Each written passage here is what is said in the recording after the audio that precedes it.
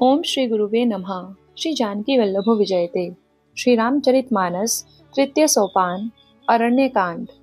धर्म रूपी वृक्ष के मूल, विवेक रूपी समुद्र को आनंद देने वाले पूर्ण चंद्र, वैराग्य रूपी कमल के सूर्य, पाप रूपी घोर अंधकार को निश्चय ही मिटाने वाले, तीनों तापों को हरने वाले, मोह रूपी बादलों के समूह को छिन्न भिन्न करने की विधि में आकाश से उत्पन्न पवन स्वरूप, ब्रह्मा जी के वंशज तथा कलंक नाशक महाराज श्री रामचंद्र जी के प्रिय श्री शंकर जी की मैं वंदना करता हूँ, जिनका शरीर जल युक्त मेघों के समान सुंदर एवं आनंद घन है, जो सुंदर पीत वस्त्र धारण किए हैं, जिनके हाथों में बाण और धनुष है, कमर उत्तम तरकस के भार से सुशोभित है, कमल के समान विशाल नेत्र हैं और मस्तक पर जटाजूट धारण किए हैं।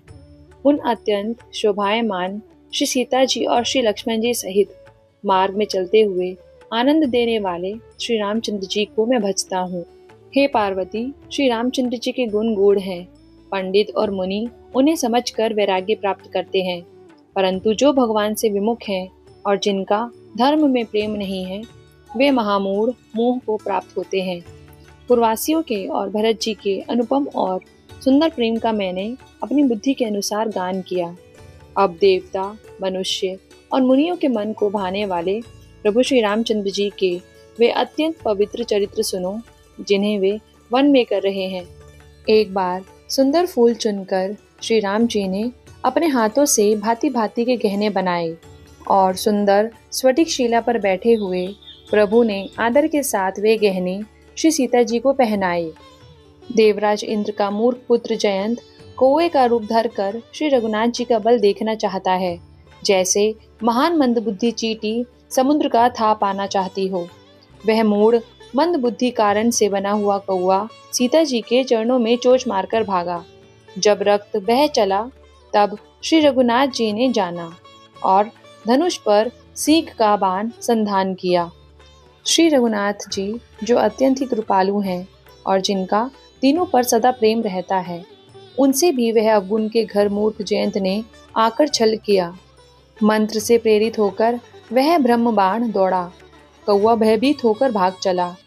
वह अपना असली रूप धरकर पिता इंद्र के पास गया, पर श्री राम जी का विरोधी जानकर इंद्र ने उसको नहीं रखा।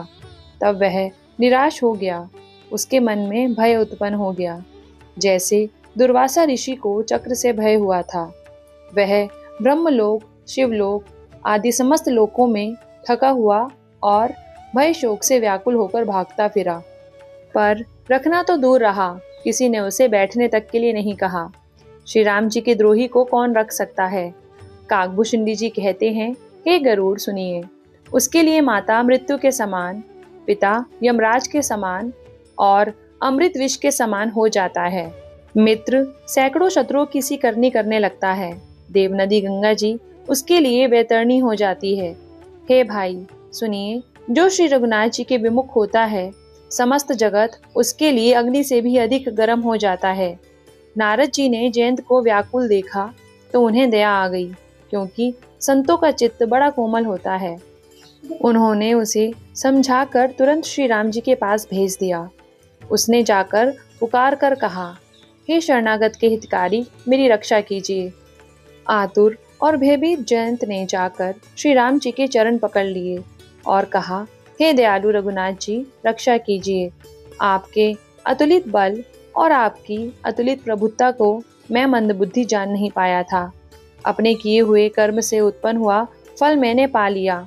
अब हे प्रभु, मेरी रक्षा कीजिए, मैं आपकी शरण तक कर आया हूँ। शिव जी कहते हैं, हे पार्वती, कृपालु श्री रघुनाथ जी ने उसकी अत्यंत आर्तवाणी सुनकर उसे एक आंख का काना करके छोड़ दिया। उसने मोहवश द्रोह किया था, इसलिए यद्यपि उसका वध ही उचित था, पर प्रभु ने कृपा करके उसे छोड़ दिया। श्री राम जी के समान कृपालु और कौन होगा। चित्रकूट में बसकर श्री रघुनाथ जी ने बहुत से चरित्र किए, जो कानों को अमृत के समान प्रिय हैं। फिर श्री राम जी ने मन में ऐसा अनुमान किया कि मुझे सब लोग जान गए हैं, इससे यहाँ बड़ी भीड़ हो जाएगी। इसलिए सब मुनियों से विदा लेकर सीता जी सहित दोनों भाई चले। जब प्रभु अत्रि जी के आश्रम में गए तो उनका आगमन सुनते ही महामुनि हर्षित हो गए। शरीर पुलकित हो गया। अत्रि जी उठकर दौड़े। उन्हें दौड़े आते देखकर श्री राम जी और भी शीघ्रता से चले आए। दंडवत करते हुए श्री राम जी को उठाकर मुनि ने हृदय से लगा लिया और प्रेमाश्रु के जल से दोनों भाइयों को नहला दिया। श्री राम जी की छवि देखकर मुनि के नेत्र शीतल हो गए। तब वे उनको आदर पूर्वक अपने आश्रम में ले आए। पूजन करके सुंदर वचन कहकर मुनि ने मूल और फल दिए जो प्रभु के मन को बहुत रुचे। प्रभु आसन पर विराजमान हैं। नेत्र भरकर उनकी शोभा देखकर परम प्रवीण मुनि श्रेष्ठ हाथ जोड़कर स्तुति करने लगे। हे भक्तवत्सल, हे कृपालु, हे कोमल स्वभाव वाले, मैं आपको नमस्कार करता हूँ। निष्काम पुरुषों को अपना परम धाम देने वाले आपके चरण कमलों को मैं भजता हूँ। आप नितांत सुंदर श्याम संसार रूपी समुद्र को मथने के लिए मंद्राचल रूप फूले हुए कमल के समान नेत्रों वाले और मद आदि दोषों से छुड़ाने वाले हैं। हे प्रभु, आपकी लंबी भुजाओं का पराक्रम और आपका ऐश्वर्य अप्रमेय है। आप तरकस और धनुष बाण धारण करने वाले तीनों लोकों के स्वामी, सूर्यवंश के भूषण, महादेव जी के धनुष को तोड़ने वाले, मुनि राजों और संतों को आनंद देने वाले तथा देवताओं के शत्रु असुरों के समूह का नाश करने वाले हैं। आप कामदेव के शत्रु महादेव जी के द्वारा वंदित, ब्रह्मा आदि देवताओं से सेवित, विशुद्ध ज्ञानमय विग्रह और समस्त दोषों को नष्ट करने वाले हैं। हे लक्ष्मीपते, हे सुखों की खान और सत्पुरुषों की एकमात्र गति, मैं आपको नमस्कार करता हूँ। हे शचीपति के प्रिय छोटे भाई, स्वरूपा शक्ति श्री सीता जी और छोटे भाई लक्ष्मण जी सहित आपको मैं भजता हूँ। जो मनुष्य मत्सर रहित होकर आपके चरण कमलों का सेवन करते हैं, वे तर्क वितर्क अर्थात अनेक प्रकार के संदेह रूपी तरंगों से पूर्ण संसार रूपी समुद्र में नहीं गिरते। जो एकांतवासी पुरुष मुक्ति के लिए इंद्रियादि का निग्रह करके प्रसन्नता पूर्वक आपको भजते हैं, वे स्वकीय गति को प्राप्त होते हैं। उन आपको जो एक अद्भुत प्रभु, इच्छा रहित ईश्वर, व्यापक जगत गुरु, सनातन, तुर्य और केवल हैं तथा जो भाव प्रिय कुयोगियों के लिए अत्यंत दुर्लभ, अपने भक्तों के लिए कल्पवृक्ष सम और सदा सुखपूर्वक सेवन करने योग्य हैं, मैं निरंतर भजता हूँ। हे अनुपम सुंदर, हे पृथ्वीपति, हे जानकीनाथ, मैं आपको प्रणाम करता हूँ। मुझ पर प्रसन्न होइए। मैं आपको नमस्कार करता हूँ। मुझे अपने चरण कमलों की भक्ति दीजिए। जो मनुष्य इस स्तुति को आदरपूर्वक पढ़ते हैं, वे आपकी भक्ति से युक्त होकर आपके परम पद को प्राप्त होते हैं, इसमें संदेह नहीं। मुनि ने विनती करके और फिर सिर नवाकर हाथ जोड़कर कहा, हे नाथ, मेरी बुद्धि आपके चरण कमलों को कभी ना छोड़े। फिर परम शीलवती और विनम्र श्री सीता जी अनुसुईया जी के चरण पकड़कर उनसे मिली। ऋषि पत्नी के मन में बड़ा सुख हुआ। उन्होंने आशीष देकर सीता जी को पास बैठा लिया और उन्हें ऐसे दिव्य वस्त्र और आभूषण पहनाए जो नित्य नए, निर्मल और सुहावने बने रहते हैं। फिर ऋषि पत्नी उनके बहाने मधुर और कोमल वाणी से स्त्रियों के कुछ धर्म बखान कर कहने लगी, हे राजकुमारी सुनिए, माता पिता भाई सभी हित करने वाले हैं, परंतु ये सब एक सीमा तक ही सुख देने वाले हैं। परंतु हे जानकी, पति तो मोक्ष रूप असीम सुख देने वाला है। वह स्त्री अधम है जो ऐसे पति की सेवा नहीं करती। धैर्य, धर्म, मित्र और स्त्री, इन चारों की विपत्ति के समय ही परीक्षा होती है। वृद्ध, रोगी, मूर्ख, निर्धन, अंधा, बहरा, क्रोधी और अत्यंत ही दीन, ऐसे भी पति का अपमान करने से स्त्री यमपुर में भांति भांति के दुख पाती है। शरीर, वचन और मन से पति के चरणों में प्रेम करना स्त्री के लिए बस यह एक ही धर्म है, एक ही व्रत है और एक ही नियम है। जगत में 4 प्रकार की पतिव्रताएं हैं। वेद, पुराण और संत सब ऐसा कहते हैं कि उत्तम श्रेणी की पतिव्रता के मन में ऐसा भाव बसा रहता है कि जगत में मेरे पति को छोड़कर दूसरा पुरुष स्वप्न में भी नहीं है। मध्यम श्रेणी की पतिव्रता पराये पति को कैसे देखती हैं, जैसे वह अपना सगा भाई, पिता या पुत्र हो। अर्थात समान अवस्था वालों को वह भाई के रूप में देखती है, बड़े को पिता के रूप में और छोटे को पुत्र के रूप में देखती है। जो धर्म को विचार कर और अपने कुल की मर्यादा समझकर बची रहती है, वे निम्न श्रेणी की स्त्री है, ऐसा वेद कहते हैं। और जो स्त्री मौका न मिलने से या भयवश पतिव्रता बनी रहती है, जगत में उसे अधम स्त्री जानना। पति को धोखा देने वाली जो स्त्री पराये पति से रति करती है, वह तो 100 कल्प तक रौरव नरक में पड़ी रहती है। क्षण भर के सुख के लिए जो 100 करोड़ जन्मों के दुख को नहीं समझती, उसके समान दुष्टा कौन होगी। जो स्त्री छल छोड़कर पातिव्रत धर्म को ग्रहण करती है, वह बिना ही परिश्रम परम गति को प्राप्त करती है। किंतु जो पति के प्रतिकूल चलती है, वह जहाँ भी जाकर जन्म लेती है, वहीं जवानी पाकर विधवा हो जाती है। स्त्री जन्म से ही अपवित्र है, किंतु पति की सेवा करके वह अनायास ही शुभ गति प्राप्त कर लेती है।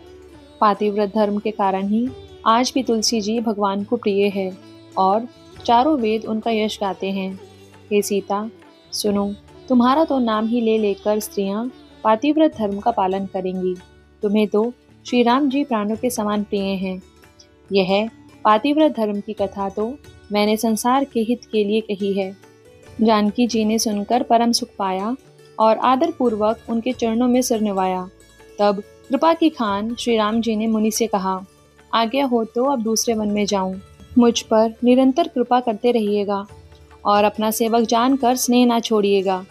धर्म धुरंधर प्रभु श्री राम जी के वचन सुनकर ज्ञानी मुनि प्रेम पूर्वक बोले, ब्रह्मा, शिव और सनकादि सभी परमार्थवादी जिनकी कृपा चाहते हैं, हे राम जी, आप वही निष्काम पुरुषों के भी प्रिय और दीनों के बंधु भगवान हैं, जो इस प्रकार कोमल वचन बोल रहे हैं। अब मैंने लक्ष्मी जी की चतुराई समझी, जिन्होंने सब देवताओं को छोड़कर आप ही को भजा। जिसके समान अत्यंत बड़ा और कोई नहीं है, उसका शील भला ऐसा क्यों ना होगा। मैं किस प्रकार कहूँ कि हे स्वामी, आप अब जाइए। हे नाथ, आप अंतर्यामी हैं, आप ही कहिए। ऐसा कहकर धीर मुनि प्रभु को देखने लगे। मुनि के नेत्रों से प्रेमाश्रुओं का जल बह रहा है और शरीर पुलकित है। मुनि अत्यंत प्रेम से पूर्ण है, उनका शरीर पुलकित है और नेत्रों को श्री राम जी के मुख कमल में लगाए हुए हैं। मन में विचार रहे हैं कि मैंने ऐसे कौन से जप तप किए थे, जिसके कारण मन, ज्ञान, गुण और इंद्रियों से परे प्रभु के दर्शन पाए। जप, योग और धर्म समूह से मनुष्य अनुपम भक्ति को पाता है। श्री रघुवीर के पवित्र चरित्र को तुलसीदास रात दिन गाता है। श्री रामचंद्र जी का सुंदर यश कलयुग के पापों को नाश करने वाला, मन को दमन करने वाला और सुख का मूल है। जो लोग इसे आदर पूर्वक सुनते हैं, उन पर श्री राम जी प्रसन्न रहते हैं। यह कठिन कलिकाल पापों का खजाना है। इसमें न धर्म है, न ज्ञान है और न योग तथा जप ही है। इसमें तो जो लोग सब भरोसों को छोड़कर श्री राम जी को ही भजते हैं, वे ही चतुर हैं। मुनि के चरण कमलों में सिर निवाकर देवता, मनुष्य और मुनियों के स्वामी श्री राम जी वन को चले। आगे श्री राम जी हैं और उनके पीछे छोटे भाई लक्ष्मण जी हैं। दोनों ही मुनियों का सुंदर वेश बनाए अत्यंत सुशोभित हैं। दोनों के बीच में श्री जानकी जी कैसे सुशोभित हैं, जैसे ब्रह्म और जीव के बीच में माया हो। नदी, वन, पर्वत और दुर्गम घाटियाँ सभी अपने स्वामी को पहचान कर सुंदर रास्ता दे देते हैं। जहाँ जहाँ देव श्री रघुनाथ जी जाते हैं, वहाँ वहाँ बादल आकाश में छाया करते जाते हैं। रास्ते में जाते हुए विराध राक्षस मिला। सामने आते ही श्री रघुवीर ने उसे मार डाला। श्री राम के हाथ से मरते ही उसने तुरंत सुंदर रूप प्राप्त कर लिया।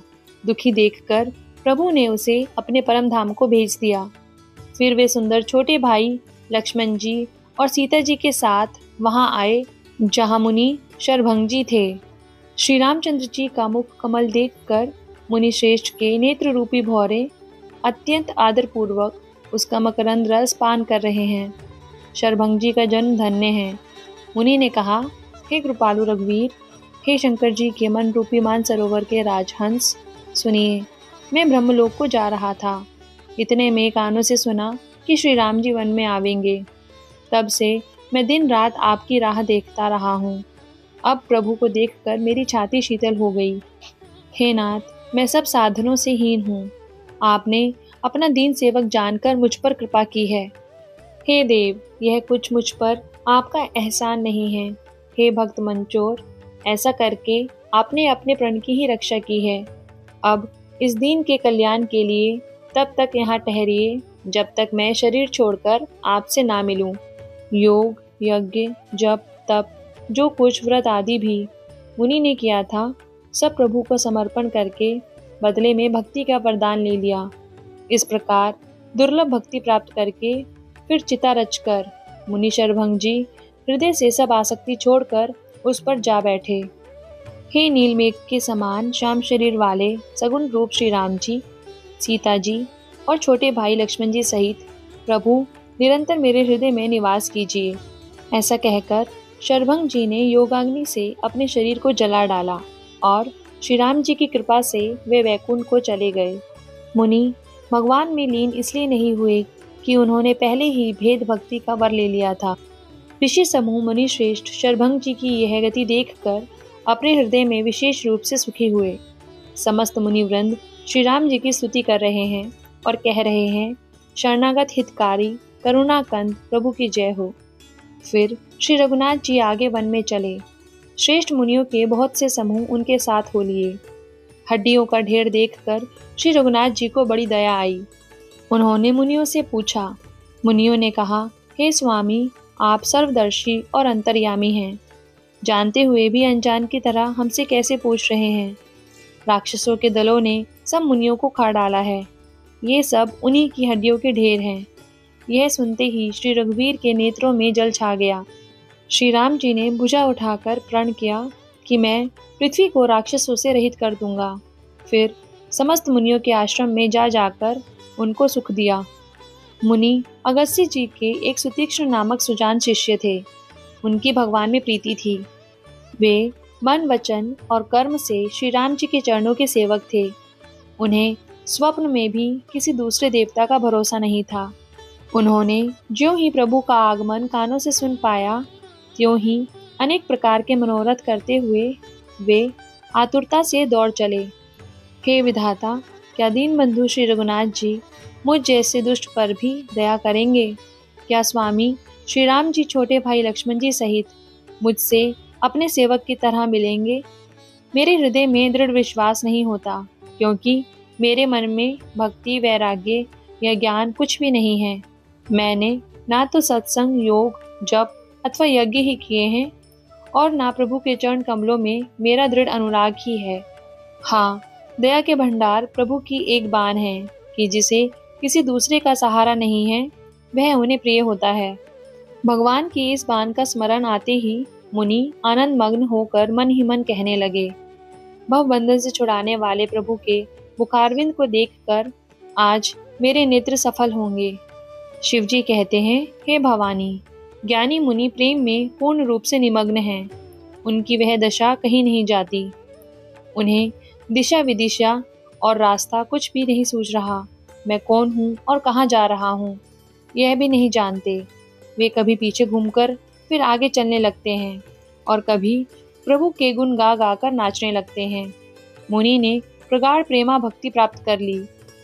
प्रभु श्री राम जी वृक्ष की आड़ में छिपकर भक्त की प्रेमोन्नत दशा देख रहे हैं। मुनि का अत्यंत प्रेम देखकर भव भय को हरने वाले श्री रघुनाथ जी मुनि के हृदय में प्रकट हो गए। हृदय में प्रभु के दर्शन पाकर मुनि बीच रास्ते में अचल होकर बैठ गए। उनका शरीर रोमांच से कटहल के फल के समान हो गया। तब श्री रघुनाथ जी उनके पास चले आए और अपने भक्त की प्रेम दशा देखकर मन में बहुत प्रसन्न हुए। श्री राम जी ने मुनि को बहुत प्रकार से जगाया, पर मुनि नहीं जागे, क्योंकि उन्हें प्रभु के ध्यान का सुख प्राप्त हो रहा था। तब श्री राम जी ने अपना राज रूप को छिपा लिया और उनके हृदय में अपना चतुर्भुज रूप प्रकट किया। तब अपने इष्ट स्वरूप के अंतर्धान होते ही मुनि कैसे व्याकुल होकर उठे, जैसे श्रेष्ठ सर्प मणि के बिना व्याकुल हो जाता है। मुनि ने अपने सामने सीता जी और लक्ष्मण जी सहित श्याम सुंदर विग्रह सुखधाम श्री राम जी को देखा। प्रेम में मग्न हुए वे बड़भागी श्रेष्ठ मुनि लाठी की तरह गिरकर श्री राम जी के चरणों में लग गए। श्री राम जी ने अपनी विशाल भुजाओं से पकड़कर उन्हें उठा लिया और बड़े प्रेम से हृदय से लगा रखा।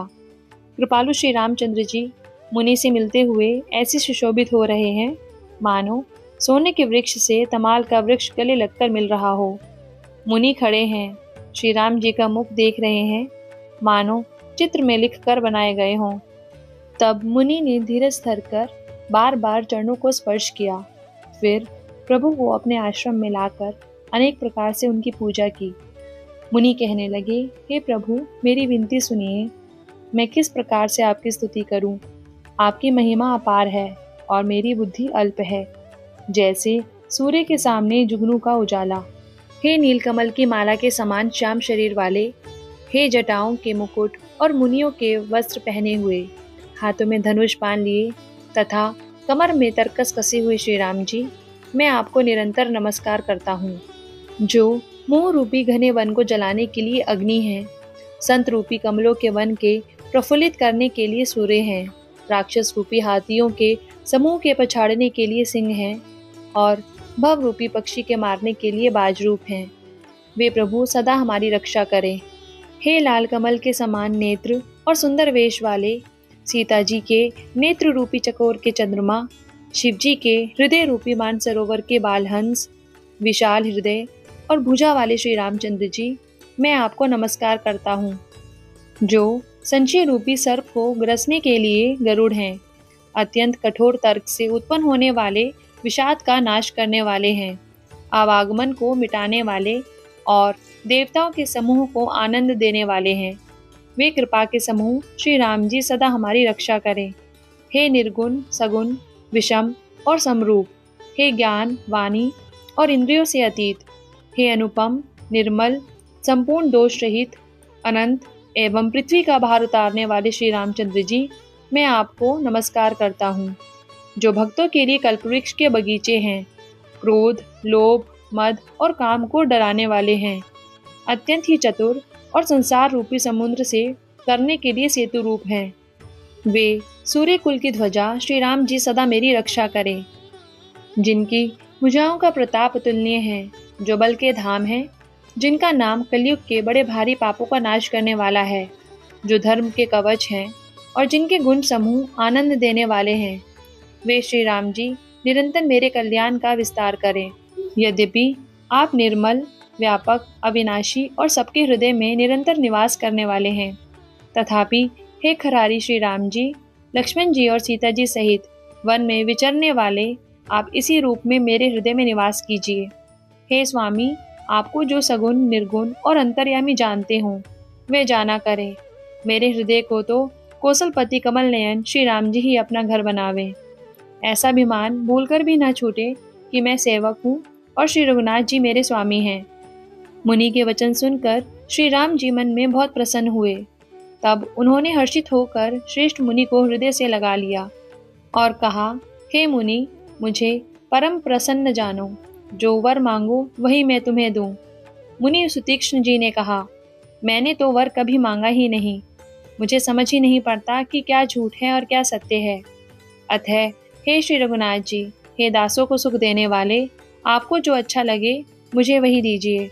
श्री रामचंद्र जी ने कहा, हे मुने, तुम प्रगाढ़ भक्ति वैराग्य विज्ञान और समस्त गुणों तथा ज्ञान के निधान हो जाओ। तब मुनि बोले, प्रभु ने जो वरदान दिया वह तो मैंने पा लिया, अब मुझे जो अच्छा लगता है वह दीजिए। हे प्रभु, हे श्री राम जी, छोटे भाई लक्ष्मण जी और सीता जी सहित धनुष बाणधारी, आप निष्काम होकर मेरे हृदय रूपी आकाश में चंद्रमा की भांति सदा निवास कीजिए। एवमस्तु, ऐसा उच्चारण कर लक्ष्मी निवास श्री राम जी हर्षित होकर अगस्त्य ऋषि के पास चले। तब सुतीक्ष्ण जी बोले, गुरु अगस्त्य जी का दर्शन पाए और इस आश्रम में आए मुझे बहुत दिन हो गए। अब मैं भी प्रभु के साथ गुरु जी के पास चलता हूँ। इसमें हे नाथ, आप पर मेरा कोई एहसान नहीं है। उन्हीं की चतुरता देखकर कृपा के भंडार श्री राम जी ने उनको साथ ले लिया और दोनों भाई हंसने लगे। रास्ते में अपनी अनुपम भक्ति का वर्णन करते हुए देवताओं के राजेश्वर श्री राम जी अगस्त्य मुनि के आश्रम पहुंचे। सुतीक्ष्ण तुरंत ही गुरु अगस्त्य जी के पास गए और दंडवत करके ऐसा कहने लगे, हे नाथ, अयोध्या के राजा दशरथ जी के कुमार जगदाधार श्री रामचंद्र जी छोटे भाई लक्ष्मण जी और सीता जी सहित आपसे मिलने आए हैं, जिनका हे देव आप दिन रात जप करते रहते हैं। यह सुनते ही अगस्त्य जी तुरंत ही उठ दौड़े। भगवान को देखते ही उनके नेत्रों में जल भर आया। दोनों भाई मुनि के चरण कमलों पर गिर पड़े। ऋषि ने उठाकर बड़े प्रेम से उन्हें हृदय से लगा लिया। ज्ञानी मुनि ने आदरपूर्वक कुशल पूछकर उनको लाकर श्रेष्ठ आसन पर बैठाया।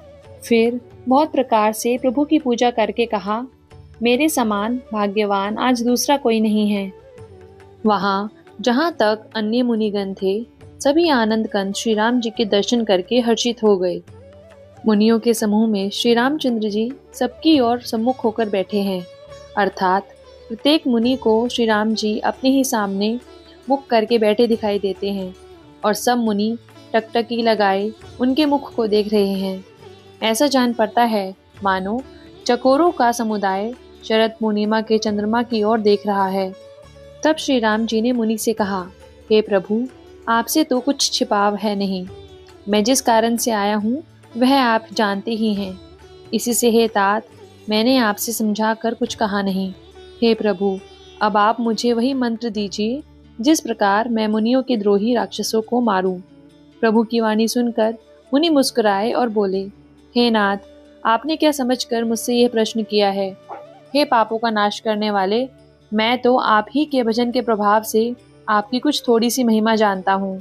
आपकी माया गूलर के विशाल वृक्ष के समान है, अनेकों ब्रह्मांडों के समूह ही जिसके फल हैं।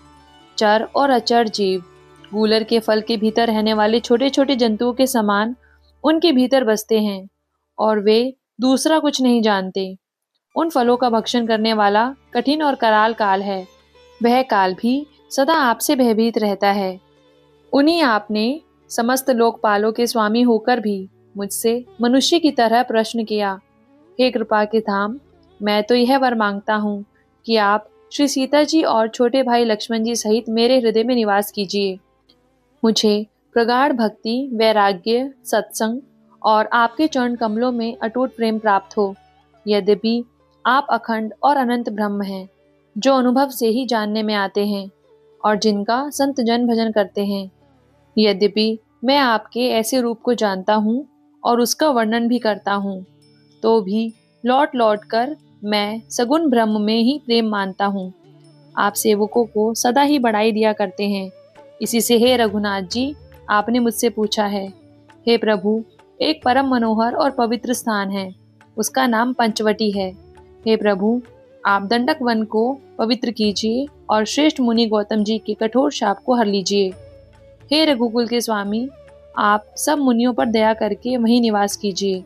मुनि की आज्ञा पाकर श्री रामचंद्र जी वहां से चल दिए और शीघ्र ही पंचवटी के निकट पहुंच गए। वहां गिद्धराज जटायु से भेंट हुई।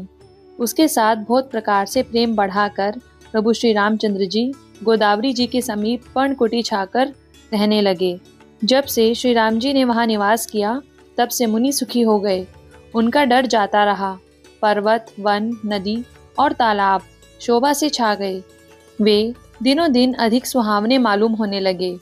पक्षी और पशुओं के समूह आनंदित रहते हैं और भौरे मधुर गुंजार करते हुए शोभा पा रहे हैं। जहाँ प्रत्यक्ष श्री राम जी विराजमान हैं, उस वन का वर्णन सर्पराज शेष जी भी नहीं कर सकते। एक बार प्रभु श्री राम जी सुख से बैठे हुए थे। उस समय लक्ष्मण जी ने उनसे छल रहित वचन कहे, हे देवता, मनुष्य, मुनि और चराचर के स्वामी, मैं अपने प्रभु की तरह आपसे पूछता हूँ। हे देव, मुझे समझाकर वही कहिए जिससे सब छोड़कर मैं आपके चरण रज की ही सेवा करूं। ज्ञान, वैराग्य और माया का वर्णन कीजिए और उस भक्ति को कहिए जिसके कारण आप दया करते हैं। हे प्रभु, ईश्वर और जीव का भेद भी सब समझाकर कहिए, जिससे आपके चरणों में मेरी प्रीति हो और शोक, मोह तथा भ्रम नष्ट हो जाए। श्री राम जी ने कहा, हे तात, मैं थोड़ी ही में सब समझाकर कह देता हूँ। तुम मन, चित्त और बुद्धि लगाकर सुनो। मैं और मेरा, तू और तेरा, यही माया है जिसने समस्त जीवों को वश में कर रखा है। इंद्रियों के विषयों को और जहाँ तक मन जाता है, हे भाई, उस सब को माया जानना। उसके भी एक विद्या और दूसरी अविद्या, इन दोनों भेदों को तुम सुनो। एक अविद्या दुष्ट दोषयुक्त है और अत्यंत दुख रूप है, जिसके वश होकर जीव संसार रूपी कुएं में पड़ा हुआ है। और एक विद्या जिसके वश में गुण है और जो जगत की रचना करती है, वह प्रभु से ही प्रेरित होती है। उसके अपना बल कुछ भी नहीं है।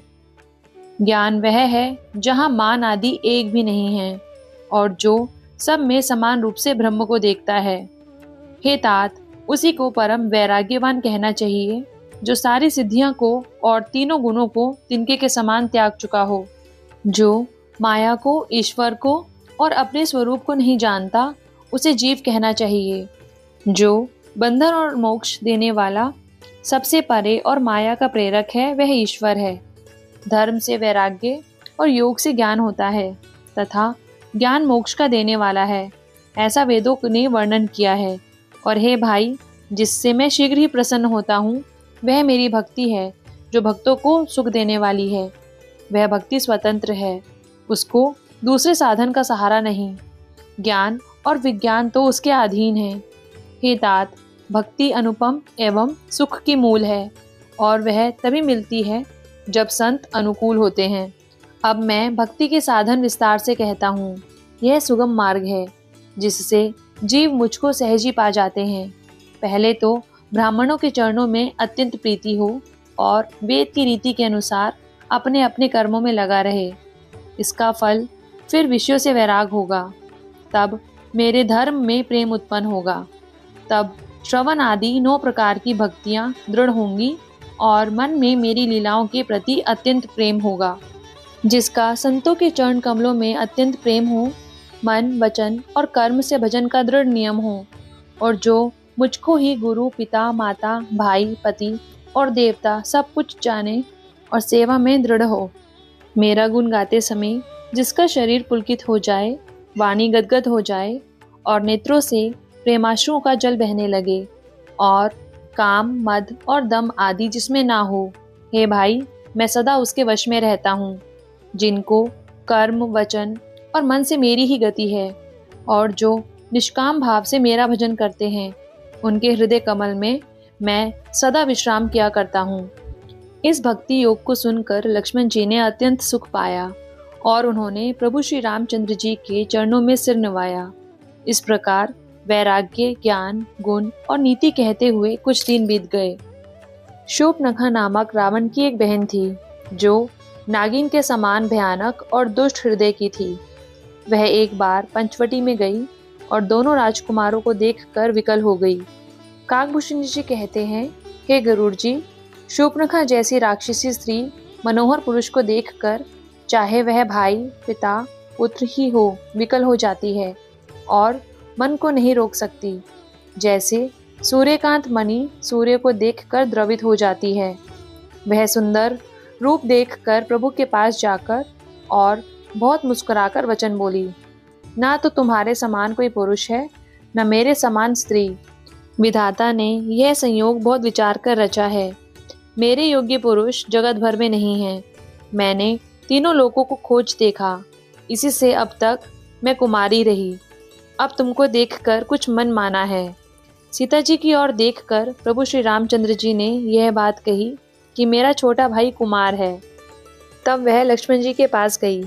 लक्ष्मण जी उसे शत्रु की बहन समझकर और प्रभु की ओर देखकर कोमल वाणी से बोले, हे सुंदरी, सुन, मैं तो उनका दास हूँ, मैं पराधीन हूँ, अतः तुम्हें सुख ना होगा। प्रभु समर्थ हैं, कौशलपुर के राजा हैं, वे जो कुछ करें उन्हें सब फबता है। सेवक सुख चाहे, भिखारी सम्मान चाहे, व्यसनी धन और व्यभिचारी शुभ गति चाहे, लोभी यश चाहे और अभिमानी चारों फल अर्थ, धर्म, काम, मोक्ष चाहे, तो ये सब प्राणी आकाश को दुहकर दूध लेना चाहते हैं। वह लौटकर फिर श्री राम जी के पास आई। प्रभु ने फिर उसे लक्ष्मण जी के पास भेज दिया। लक्ष्मण जी ने कहा, तुम्हें वही बरेगा जो लज्जा को तृण तोड़कर त्याग देगा, अर्थात जो निपट निर्लज होगा। तब वह खिसियाई हुई श्री राम जी के पास गई और उसने अपना भयानक रूप प्रकट किया। सीता जी को भयभीत देखकर श्री रघुनाथ जी ने लक्ष्मण जी को इशारा देकर कहा। लक्ष्मण जी ने बड़ी फुर्ती से उसको बिना नाक कान की कर दिया, मानो उसके हाथ रावण को चुनौती दी हो। बिना नाक कान के वह विकराल हो गई।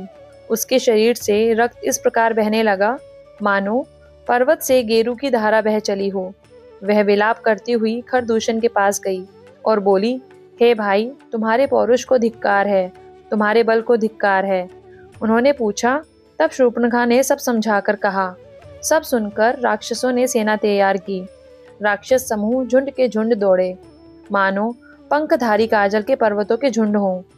वे अनेकों प्रकार की सवारियों पर चढ़े हुए तथा अनेकों आकार के हैं। वे अपार हैं और अनेकों प्रकार के असंख्य भयानक हथियार धारण किए हुए हैं। उन्होंने नाक कान कटी हुई अमंगल रूपणी शूर्पणखा को आगे कर दिया। अनगिनत भयंकर अपशकुन हो रहे हैं, परंतु मृत्यु के वश होने के कारण वे सब के सब उनको कुछ गिनते ही नहीं। गरजते हैं, ललकारते हैं और आकाश में उड़ते हैं। सेना देखकर योद्धा लोग बहुत ही हर्षित होते हैं। कोई कहता है, दोनों भाइयों को जीता ही पकड़ लो, पकड़कर मार डालो और स्त्री को छीन लो। आकाश मंडल धूल से भर गया। तब श्री राम जी ने लक्ष्मण जी को बुलाकर उनसे कहा, राक्षसों की भयानक सेना आ गई है।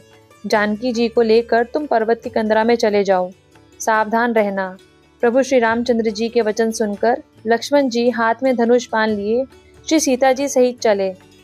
शत्रु की सेना चली आई है, यह देखकर श्री राम जी ने हंसकर कठिन धनुष को चढ़ाया। कठिन धनुष चढ़ाकर सिर पर जटा का जूड़ा बांधते हुए प्रभु कैसे शोभित हो रहे हैं, जैसे मरकत मणि के पर्वत पर करोड़ों बिजलियों से दो सांप लड़ रहे हों। कमर में तरकस कसकर, विशाल भुजाओं में धनुष लेकर और बाण सुधार कर प्रभु श्री रामचंद्र जी राक्षसों की ओर देख रहे हैं। मानो मतवाले हाथियों के समूह को आता देखकर सिंह उनकी ओर ताक रहा हो। पकड़ो पकड़ो पुकारते हुए राक्षस योद्धा बाग छोड़कर दौड़े हुए आए। उन्होंने श्री राम जी को चारों ओर से घेर लिया, जैसे बाल सूर्य को अकेला देखकर मंदेह नामक दैत्य घेर लेते हैं। सौंदर्य माधुर्य निधि प्रभु श्री राम जी को देखकर राक्षसों की सेना थकित रह गई। वे उन पर बाण नहीं छोड़ सके। मंत्री को बुलाकर खरदूषण ने कहा, यह राजकुमार कोई मनुष्य का भूषण है।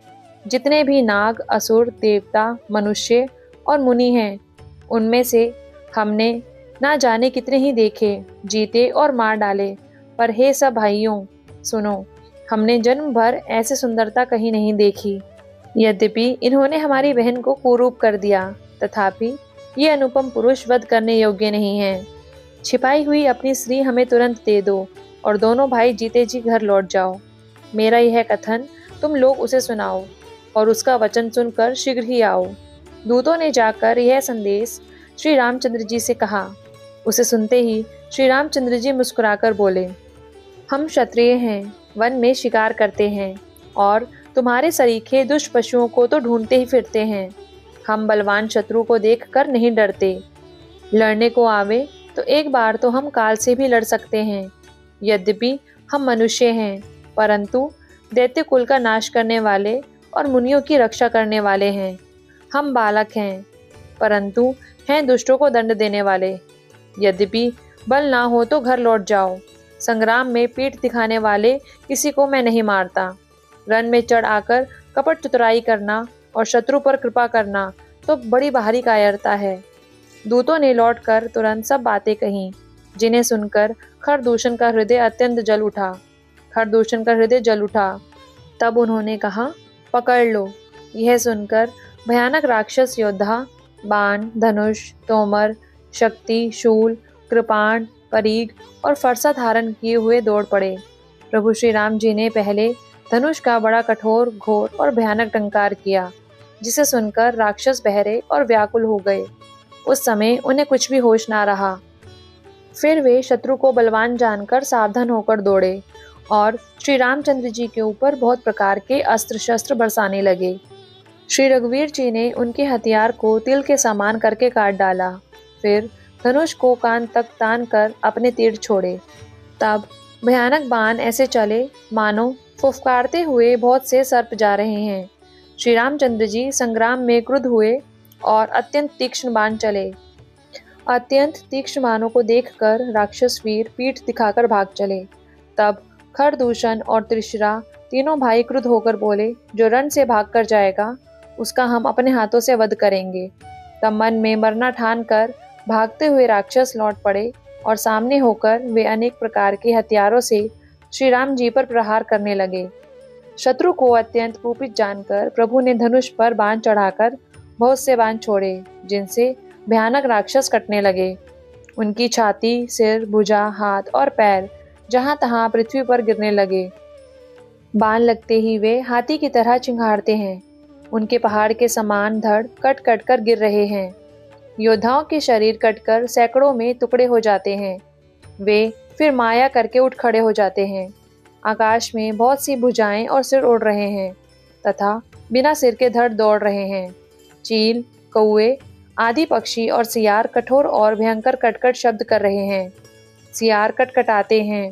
भूत प्रेत और पिशाच खोपड़ियां बटोर रहे हैं।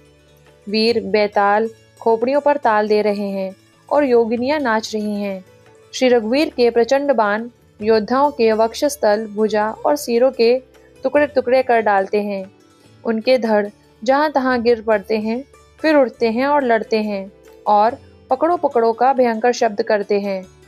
आंतड़ियों के एक छोर को पकड़कर गिद्ध उड़ते हैं और उन्हीं का दूसरा छोर हाथ से पकड़कर पिशाच दौड़ते हैं। ऐसा मालूम होता है मानो संग्राम रूपी नगर के निवासी बहुत से बालक पतंग उड़ा रहे हों। अनेकों योद्धा मारे और पछाड़े गए। बहुत से जिनके हृदय विदीर्ण हो गए हैं पड़े करहा रहे हैं। अपनी सेना को व्याकुल देखकर त्रिशिरा और खरदूषण आदि योद्धा श्री राम जी की ओर मुड़े। अनगिनत राक्षस क्रोध करके बाण, शक्ति, तोमर, फरसा, शूल और कृपाण एक ही बार में श्री रघुवीर पर छोड़ने लगे। प्रभु ने पल भर में शत्रुओं के बाणों को काटकर ललकार कर उन पर अपने बाण छोड़े। सब राक्षस सेनापतियों के हृदय में 10-10 बाण मारे। योद्धा पृथ्वी पर गिर पड़ते हैं, फिर उठकर भिड़ते हैं, मरते नहीं, बहुत प्रकार की अतिशय माया रचते हैं। देवता यह देखकर डरते हैं कि प्रेत 14,000 हैं और अयोध्यानाथ श्री राम जी अकेले हैं। देवता और मुनियों को भयभीत देखकर माया के स्वामी प्रभु ने एक बड़ा कौतुक किया, जिससे शत्रुओं की सेना एक दूसरे को राम रूप देखने लगी और आपस में ही युद्ध करके लड़ मरी। सब यही राम है, इसे मारो, इस प्रकार राम राम कहकर शरीर छोड़ते हैं और मोक्ष पद पाते हैं।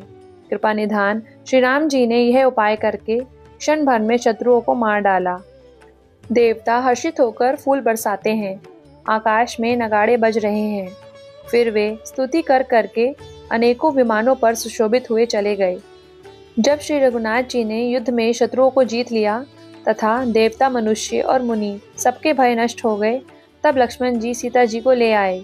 चरणों में पड़ते हुए उनको प्रभु ने प्रसन्नता पूर्वक उठाकर हृदय से लगा लिया। सीता जी श्री राम जी के श्याम और कोमल शरीर को परम प्रेम के साथ देख रही हैं।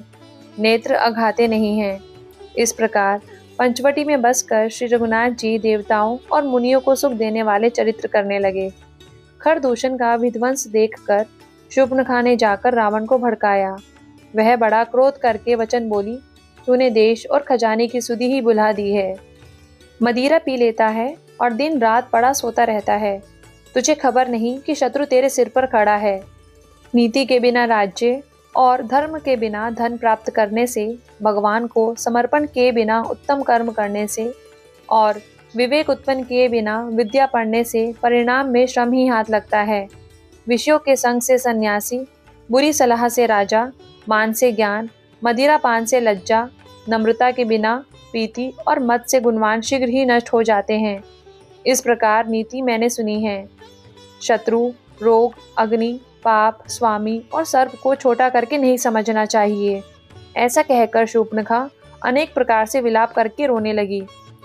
रावण की सभा के बीच वह व्याकुल होकर पड़ी हुई बहुत प्रकार से रो रोकर कह रही है कि अरे दशग्रीव, तेरे जीते जी मेरी क्या ऐसी दशा होनी चाहिए।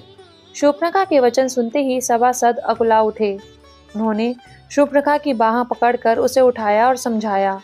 लंकापति रावण ने कहा, अपनी बात तो बता, किसने तेरे नाक कान काट लिए।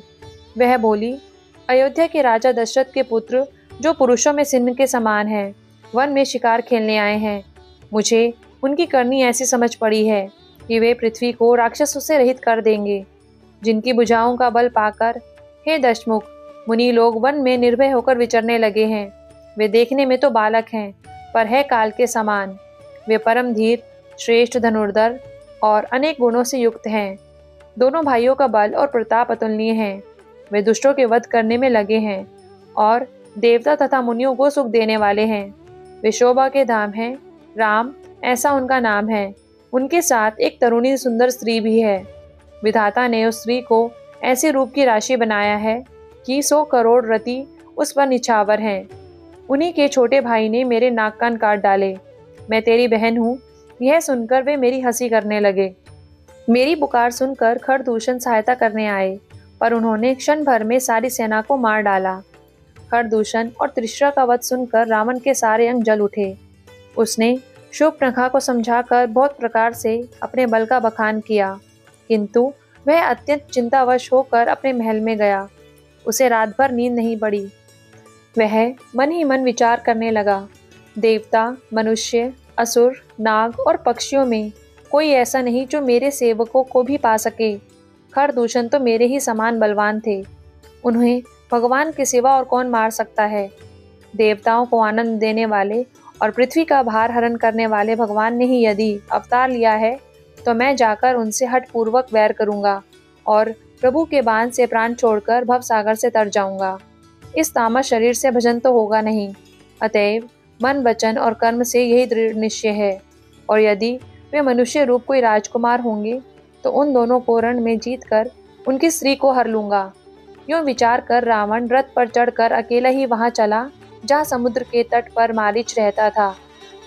शिवजी कहते हैं कि हे पार्वती, यहाँ श्री रामचंद्र जी ने जैसी युक्ति रची वह सुंदर कथा सुनो। लक्ष्मण जी जब कंद मूल फल लेने के लिए वन में गए, तब कृपा और सुख के समुद्र श्री रामचंद्र जी हंसकर जानकी जी से बोले, हे प्रिय, हे सुंदर पातिव्रत धर्म का पालन करने वाली सुशीले, सुनो, मैं अब कुछ मनोहर मनुष्य लीला करूंगा। इसलिए जब तक मैं राक्षसों का नाश करूं, तब तक तुम अग्नि में निवास करो। श्री राम जी ने ज्यों ही सब समझाकर कहा, त्यों ही श्री सीता जी प्रभु के चरणों को हृदय में धरकर अग्नि में समा गई। सीता जी ने अपनी ही छाया मूर्ति वहां रख दी, जो उनके जैसी ही शील स्वभाव और रूप वाली तथा वैसी ही विनम्र थी। भगवान ने कुछ लीला रची। इस रहस्य को लक्ष्मण जी ने भी नहीं जाना। स्वार्थ परायण और नीच रावण वहां गया जहां मारीच था और उसको सिर नवाया। नीच का झुकना भी अत्यंत दुखदायी होता है, जैसे अंकुश, धनुष, सांप और बिल्ली का झुकना।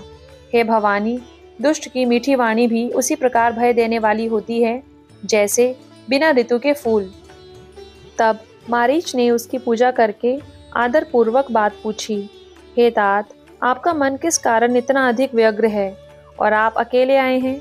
भाग्यहीन रावण ने सारी कथा अभिमान सहित उसके सामने कही और फिर कहा, तुम छल करने वाले कपट मृग बनो, जिस उपाय से मैं उस राजवधू को हर लाऊं। तब उसने कहा, हे दशरथ, सुनिए, वे मनुष्य रूप में चराचर के ईश्वर हैं। हे तात, उनसे वैर ना लीजिए। उन्हीं के मारने से मरना और उनके जिलाने से जीना होता है। यही राजकुमार मुनि विश्वामित्र जी के यज्ञ की रक्षा के लिए गए थे। उस समय श्री रघुनाथ जी ने बिना फल का बाण मुझे मारा था, जिससे मैं क्षण भर में 100 योजन आ गिरा। उनसे वैर करने में भलाई नहीं है। मेरी दशा तो भृंगी के कीड़े सी हो गई है। अब मैं जहाँ तहाँ श्री राम लक्ष्मण दोनों भाइयों को ही देखता हूँ। और हे तात, यदि वे मनुष्य हैं तो भी बड़े शूरवीर हैं। उनसे विरोध करने में पूरा ना पड़ेगा। जिसने ताड़का और सुबाहु को मारकर शिवजी का धनुष तोड़ दिया और खरदूषण और त्रिशरा का वध कर डाला, ऐसा प्रचंड बली भी कहीं मनुष्य हो सकता है। अतः अपने कुल की कुशल विचार कर आप घर लौट जाइए। यह सुनकर रावण जल उठा और उसने बहुत सी गालियां दी और कहा, अरे मूर्ख, तू गुरु की तरह मुझे ज्ञान सिखाता है। बता तो संसार में मेरे समान योद्धा कौन है। तब मारीच ने हृदय में अनुमान किया कि शस्त्री, मर्मी, समर्थ, स्वामी, मूर्ख, धनवान, वैद्य, भाट, कवि और रसोइया, इन 9 व्यक्तियों से विरोध करने में कल्याण नहीं होता। जब मारीच ने दोनों प्रकार से अपना मरना देखा तो उसने श्री रघुनाथ जी की शरण तकी, अर्थात उनकी शरण जाने में ही कल्याण समझा। सोचा कि उत्तर देती ही यह अभागा मुझे मार डालेगा, फिर श्री रघुनाथ जी के बाण लगने से ही क्यों ना मरूं। हृदय में ऐसा समझकर वह रावण के साथ चला। श्री राम जी के चरणों में उसका अखंड प्रेम है। उसके मन में इस बात का अत्यंत हर्ष है कि आज मैं अपने परम स्नेही श्री राम जी को देखूंगा, किंतु उसने यह हर्ष रावण को नहीं जनाया। वह मन ही मन सोचने लगा, अपने परम प्रियतम को देखकर नेत्रों का सफल करके सुख पाऊंगा। जानकी जी सहित और छोटे भाई लक्ष्मण जी समेत श्री रामचंद्र जी के चरणों में मन लगाऊंगा, जिनका क्रोध भी मोक्ष देने वाला है और जिनकी भक्ति उन अवश को भी वश में करने वाली है। वे ही आनंद के समुद्र श्री हरि अपने हाथों से बाण संधार कर मेरा वध करेंगे। धनुष बाण धारण किए मेरे पीछे पीछे पृथ्वी पर दौड़ते हुए प्रभु को मैं फिर कर देखूंगा। मेरे समान धन्य दूसरा कोई नहीं है।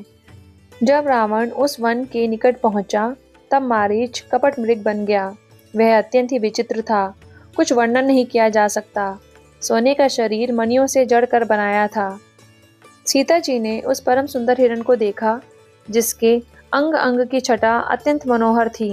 वे कहने लगी, हे देव, हे कृपालु रघुवीर, सुनिए, इस मृग की छाल बहुत ही सुंदर है। जानकी जी ने कहा, हे सत्य प्रतिज्ञ प्रभु, इसको मारकर इसका चमड़ा ला दीजिए। तब श्री रघुनाथ जी सब कारण जानते हुए भी देवताओं का कार्य बनाने के लिए हर्षित होकर उठे। हिरण को देखकर श्री राम जी ने कमर में फेंटा बांधा और हाथ में धनुष लेकर उस पर सुंदर बाण चढ़ाया। फिर प्रभु ने लक्ष्मण जी को समझाकर कहा, हे भाई, वन में बहुत से राक्षस फिरते हैं। तुम बुद्धि और विवेक के द्वारा बल और समय का विचार करके सीता की रखवाली करना। प्रभु को देखकर मृग भाग चला। श्री रामचंद्र जी भी धनुष चढ़ाकर उसके पीछे दौड़े। वेद जिनके विषय में नेति नेति कहकर रह जाते हैं और शिव जी भी जिन्हें ध्यान में नहीं पाते, वे ही श्री राम जी माया से बने हुए मृग के पीछे दौड़ रहे हैं। वह कभी निकट आ जाता है, फिर दूर भाग जाता है, कभी तो प्रकट हो जाता है और कभी छिप जाता है। इस प्रकार प्रकट होता और छिपता हुआ तथा बहुतेरे छल करता हुआ वह प्रभु को दूर ले गया। तब श्री रामचंद्र जी ने तक कर कठोर बाण मारा। बाण लगते ही वह घोर शब्द करके पृथ्वी पर गिर पड़ा। पहले लक्ष्मण जी का नाम लेकर उसने पीछे मन में श्री राम जी का स्मरण किया।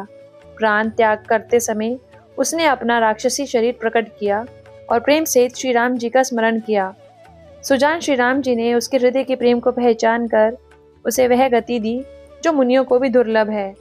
देवता बहुत से फूल बरसा रहे हैं और प्रभु के गुणों की गाथाएं गा रहे हैं। श्री रघुनाथ जी ऐसे दीन बंधु हैं कि उन्होंने असुर को भी अपना परम पद दे दिया।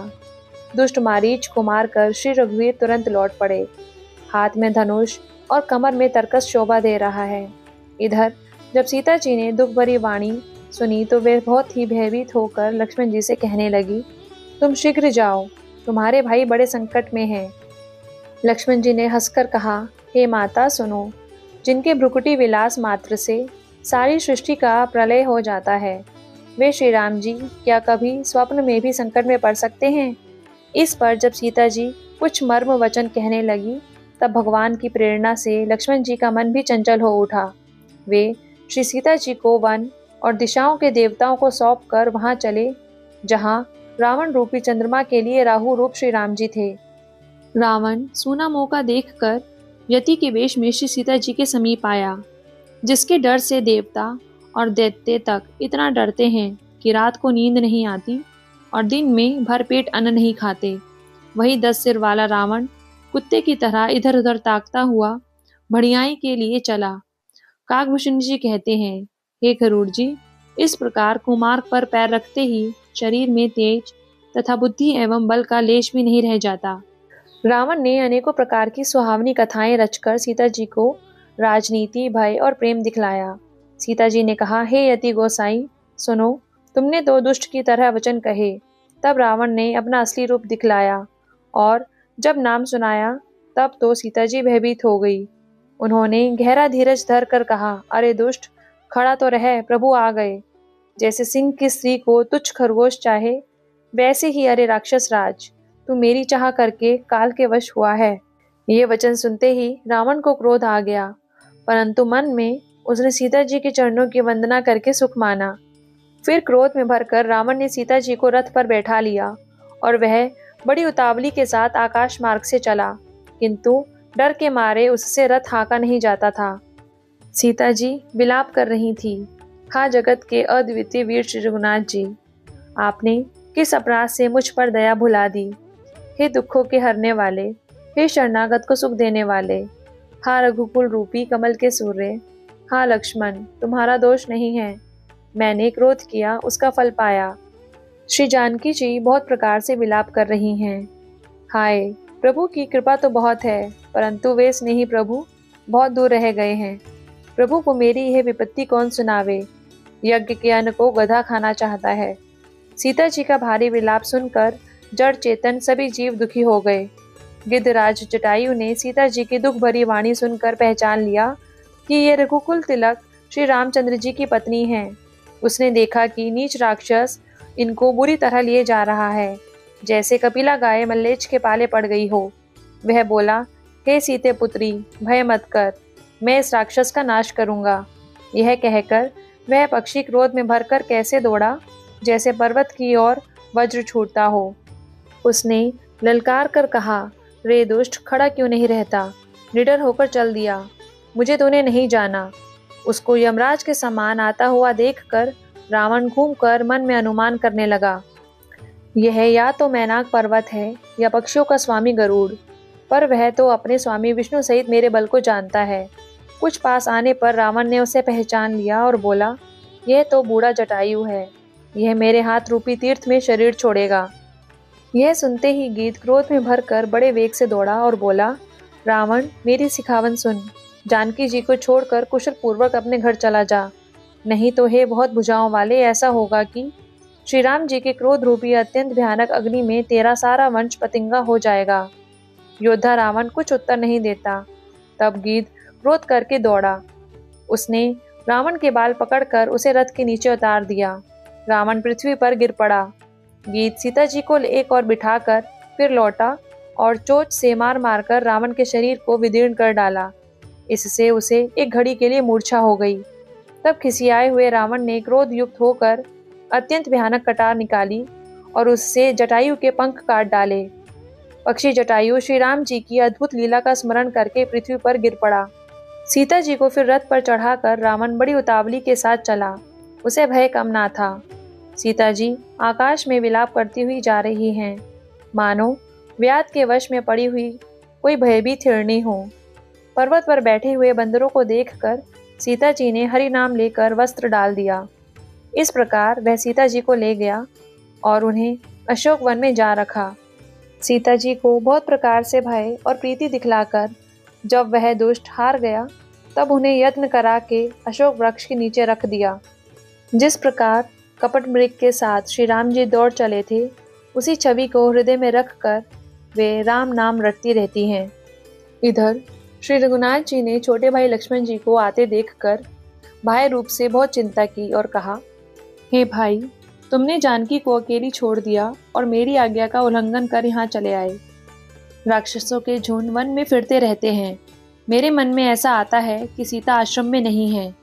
छोटे भाई लक्ष्मण जी ने श्री राम जी के चरण कमलों को पकड़कर हाथ जोड़कर कहा, हे नाथ, मेरा कुछ भी दोष नहीं है। लक्ष्मण जी सहित प्रभु श्री राम जी वहां गए जहां गोदावरी के तट पर उनका आश्रम था। आश्रम को जानकी जी से रहित देखकर श्री राम जी साधारण मनुष्य की भांति व्याकुल और दीन हो गए। वे विलाप करने लगे, हाँ गुणों की खान जानकी, हाँ रूप, शील, व्रत और नियमों में पवित्र सीते। लक्ष्मण जी ने बहुत प्रकार से समझाया।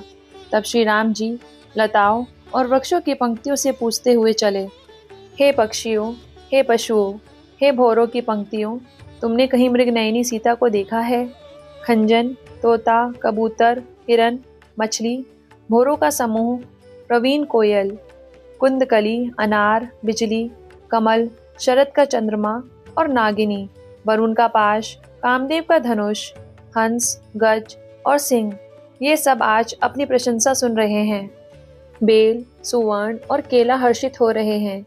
इनके मन में जरा भी शंका और संकोच नहीं है। हे जानकी, सुनो, तुम्हारे बिना ये सब आज ऐसे हर्षित हैं मानो राज पा गए हों। अर्थात तुम्हारे अंगों के समान ये सब तुच्छ, अपमानित और लज्जित थे। आज तुम्हें ना देखकर ये अपनी शोभा के अभिमान में फूल रहे हैं। तुमसे यह अनख कैसे सही जाती है? हे प्रिय, तुम शीघ्र ही प्रकट क्यों नहीं होती? इस प्रकार अनंत ब्रह्मांडों के स्वामी श्री राम जी सीता जी को खोजते हुए इस प्रकार विलाप करते हैं मानो कोई महाविरही और अत्यंत कामी पुरुष हो। पूर्ण काम, आनंद की राशि, अजन्मा और अविनाशी श्री राम जी मनुष्य कैसे चरित्र कर रहे हैं। आगे जाने पर उन्होंने गिद्धपति जटायु को पड़ा देखा। वह श्री राम जी के चरणों का स्मरण कर रहा था, जिनमें ध्वजा, कुलिश आदि की रेखाएं हैं। कृपा सागर श्री रघुवीर ने अपने कर कमलों से उसके सिर पर स्पर्श किया। शोभाधाम श्री राम जी का परम सुंदर मुख देखकर उसकी सब पीड़ा जाती रही। तब धीरज धर कर गिद्ध ने यह वचन कहा, हे भव के भय का नाश करने वाले श्री राम जी, सुनिए। हे नाथ, रावण ने मेरी यह दशा की है। उसी दुष्ट ने जानकी जी को हर लिया है। हे गोसाई, वह उन्हें लेकर दक्षिण दिशा को गया है। सीता जी पुरुष की तरह अत्यंत विलाप कर रही थी। हे प्रभु, मैंने आपके दर्शनों के लिए ही प्राण रोक रखे थे। हे कृपा निधान, अब ये चलना ही चाहते हैं। श्री रामचंद्र जी ने कहा, हे तात, शरीर को बनाए रखिए। तब उसने मुस्कुराते हुए मुंह से ये बात कही, मरते समय जिनका नाम मुख में आ जाने से अधम भी मुक्त हो जाता है, ऐसा वेद कहते हैं, वही आप मेरे नेत्रों के विषय होकर सामने खड़े हैं। हे नाथ, अब मैं किस कमी की पूर्ति के लिए देह को रखूं? नेत्रों में जल भरकर श्री रघुनाथ जी कहने लगे, हे तात, आपने अपने श्रेष्ठ कर्मों से गति पाई है। जिनके मन में दूसरे का हित बसता है, उनके लिए जगत में कुछ भी दुर्लभ नहीं है। हे तात, शरीर छोड़कर आप मेरे परम धाम में जाइए। मैं आपको क्या दूं? आप तो पूर्ण काम हैं। हे तात, सीता हरण की बात आप जाकर पिताजी से ना कहिएगा। यदि मैं राम हूँ तो 10 मुख रावण कुटुंब सहित वहां आकर स्वयं ही कहेगा। जटायु ने गिद्ध की देह को त्याग कर हरि का रूप धारण कर लिया और बहुत से अनुपम आभूषण और पीताम्बर पहन लिए। श्याम शरीर है, विशाल 4 भुजाएं हैं और नेत्रों में जल भरकर वह स्तुति कर रहा है। हे राम जी, आपकी जय हो। आपका रूप अनुपम है। आप निर्गुण हैं, सगुण हैं और सत्य ही गुणों के प्रेरक हैं। 10 सिर वाले रावण की प्रचंड भुजाओं को खंड खंड करने के लिए प्रचंड बाण धारण करने वाले, पृथ्वी को सुशोभित करने वाले, जल युक्त मेघ के समान श्याम शरीर वाले, कमल के समान मुख और लाल कमल के समान विशाल नेत्रों वाले, विशाल भुजाओं वाले और भव भय से छुड़ाने वाले कृपालु श्री राम जी को मैं नित्य नमस्कार करता हूँ। आप अपरिमित बल वाले हैं, अनादि, अजन्मा, अव्यक्त, एक, अगोचर, गोविंद, इंद्रियों से अतीत, द्वंद्वों को हरने वाले, विज्ञान की घन मूर्ति और पृथ्वी के आधार हैं तथा जो संत राम मंत्र को जपते हैं, उन अनंत सेवकों के मन को आनंद देने वाले हैं। उन निष्काम प्रिय तथा काम आदि दुष्टों के दल का दलन करने वाले श्री राम जी को मैं नित्य नमस्कार करता हूँ, जिनको श्रुतियाँ निरंजन, भ्रम, व्यापक, निर्विकार और जन्म रहित कहकर गान करती हैं। मुनि जिन्हें ध्यान, ज्ञान, वैराग्य और योग आदि अनेक साधन करके पाते हैं, वे ही करुणाकंद शोभा के समूह प्रकट होकर जड़ चेतन समस्त जगत को मोहित कर रहे हैं। मेरे हृदय कमल के भ्रमर रूप उनके अंग अंग में बहुत से कामदेवों की छवि शोभा पा रही है, जो अगम और सुगम है, निर्मल स्वभाव है, विषम और सम है और सदा शीतल है। मन और इंद्रियों को सदा वश में करते हुए योगी बहुत साधन करने पर जिन्हें देख पाते हैं, वे तीनों लोकों के स्वामी रमा निवास श्री राम जी निरंतर अपने दासों के वश में रहते हैं। वे ही मेरे हृदय में निवास करें, जिनकी पवित्र कीर्ति आवागमन को मिटाने वाली है। अखंड भक्ति का वर मांग कर गिद्धराज जटायु श्री हरि के परम धाम को चला गया। श्री रामचंद्र जी ने उसकी दाह कर्म आदि सारी क्रियाएं यथा योग्य अपने हाथों से की। श्री रघुनाथ जी अत्यंत कोमल चित्त वाले, दीन दयालु और बिना ही कारण कृपालु हैं। गिद्ध अधम पक्षी और मांसाहारी था, उसको भी वह दुर्लभ गति दी जिसे योगी जन मांगते रहते हैं। शिवजी कहते हैं, हे पार्वती सुनो, वे लोग अभागे हैं जो भगवान को छोड़कर विषयों से अनुराग करते हैं। फिर दोनों भाई सीता जी को खोजते हुए आगे चले। वे वन की सघनता देखते जाते हैं। वह सघन वन लताओं और वृक्षों से भरा है। उसमें बहुत से पक्षी, मृग, हाथी और सिंह रहते हैं। श्री राम जी ने रास्ते में आते हुए कम्बंद राक्षस को मार डाला। उसने अपने शाप की सारी बातें कहीं। वह बोला, दुर्वासा जी ने मुझे शाप दिया था। अब प्रभु के चरणों को देखने से वह पाप मिट गया। श्री राम जी ने कहा, हे गंधर्व सुनो, मैं तुम्हें कहता हूँ, ब्राह्मण कुल से द्रोह करने वाला मुझे नहीं सुहाता। मन, वचन और कर्म से कपट छोड़कर जो भूदेव ब्राह्मणों की सेवा करता है, मुझ समेत ब्रह्मा, शिव आदि सब देवता उसके वश में हो जाते हैं।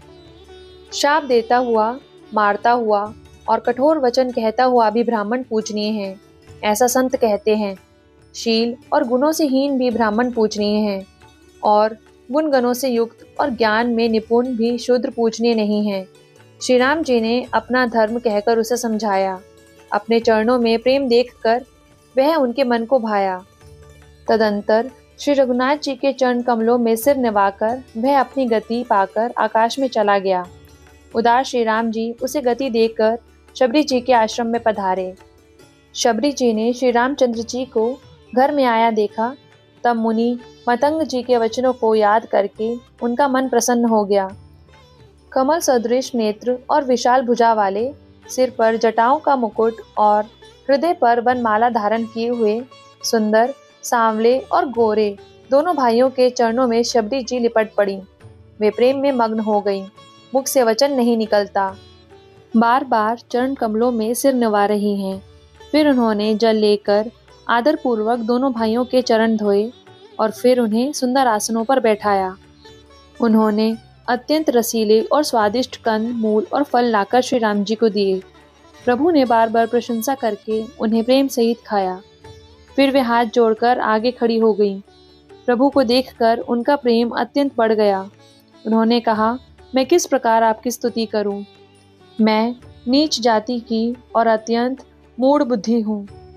जो अधम से भी अधम है स्त्रियां, उनमें भी अत्यंत अधम हूँ, और उनमें भी है पापनाशन, मैं मंदबुद्धि हूँ। श्री रघुनाथ जी ने कहा, हे भामिनी, मेरी बात सुन।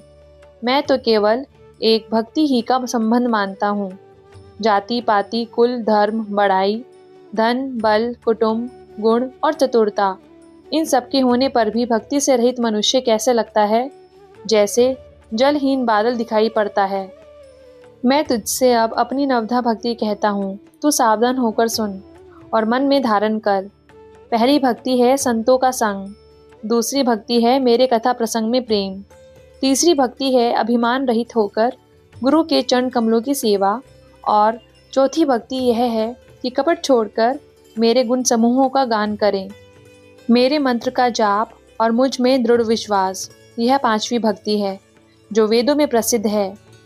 छठी भक्ति है इंद्रियों का निग्रह, शील, बहुत कार्यों से वैराग्य और निरंतर संत पुरुषों के धर्म में लगे रहना। सातवीं भक्ति है जगत भर को समभाव से मुझ में ओतप्रोत देखना और संतों को मुझसे भी अधिक करके मानना। आठवीं भक्ति है जो कुछ मिल जाए उसी में संतोष करना और स्वप्न में भी पराये दोषों को ना देखना।